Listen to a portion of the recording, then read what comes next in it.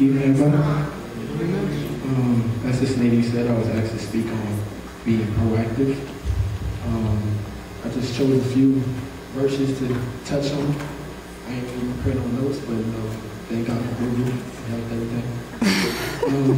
First verse, Romans 12, verse 21. It says, "Do not be overcome by evil, but overcome evil with good." Basically, what it's saying is to when you're out there with your friends, you're out there chilling on the block with your boys. You feel me? And one of them suggests that they want to go to the corner store to get something, but you don't know why they got the money. You know that what they thinking is probably they're gonna steal something or buy a big discount. You gotta be ahead. You gotta think ahead of the game and know that it's not God's will, and know that you feel me, that God puts you in these situations and puts you around these people for a reason. It's not just for you to say, no, I'm not going to go, but for you to say, why are you going to go? And it encourage them to be proactive and think about what could happen. Think about where they could end up.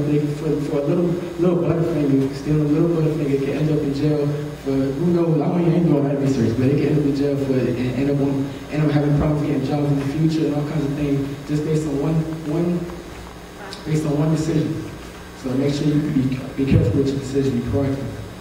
Another verse, Ephesians chapter 5, verse 15 through 17, says, Look carefully then how you walk, not as unwise, but as wise, making the best use of the time, because the days are evil. Therefore, do not be foolish, but understand what the will of the Lord is. You gotta understand that God has a will for all of us. Amen. God has put us on this earth for a reason. We're all here for a reason. Don't get fooled when you're sitting down and you're crying at night and you feel like nothing's going right for you. God has a reason for you. Pray to Him, look to the Lord. He'll give you direction. Pray for Him. Come on. Another verse. Matthew 10, verse 16 says, Behold, I'm sending you out as sheep in the midst of wolves. So be wise as serpents and innocent as doves. God knows that this world is not easy. God made this world. God holds the world in His hands. I'm sure you're familiar with the song. Sing it. I say that you do it on Sunday, but look for the Halloween number.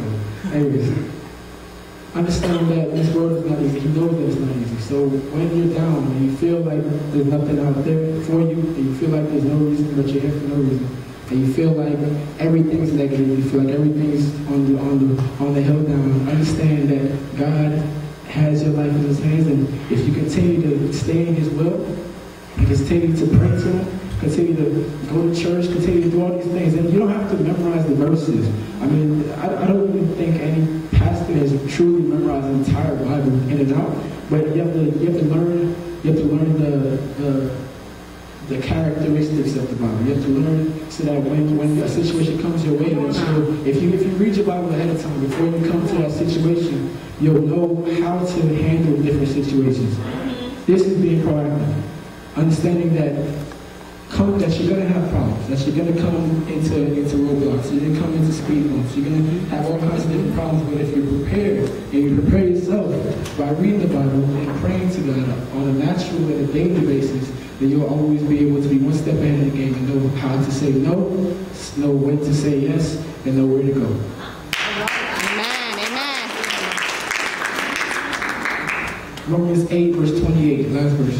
It says, And we know that for those who love God, all things work together for good, for those who are called according to His purpose. Now, this verse is a little bit different from the rest. It's pretty much, I feel that being proactive is one part of following God, of being in His will, but to understand this verse, you have to understand that being proactive is just one part. You got to live a whole life. You have to give your whole life to Him. You have to commit. You have to submit to His will. You have to know that He's there for you. When nobody else is, people will fail you. Man's going to fail you. I mean, I'm first. I understand that completely. I mean, I have my boys. I have my boys. But I mean, every now and then, you might need a buck. You can ask. For lunch or something. You ask the boys. They're not always going to be there for you. You feel me? You pray to God. Who knows? You might find a 20 sitting on the floor. You don't know. And God works in miraculous ways. You'll be surprised. I've had situations where I don't know what I'm going to do. I don't got no gas money. All of a sudden, for some reason, somebody asked me if I got money for gas. No reason at all. Just after sitting in church, sitting wondering, how am I going to get home? I got no gas money. All of a sudden, actually, I'm going to say the name because that's a good thing. My auntie Margaret, Sister Margaret, put the gas. She just came in to me and said, you got gas money? I said, no, I ain't got no gas money. How you know? She said, Lord told me. I said, all right. Anyways, just be proactive, think ahead of the game, and y'all continue to do the thing.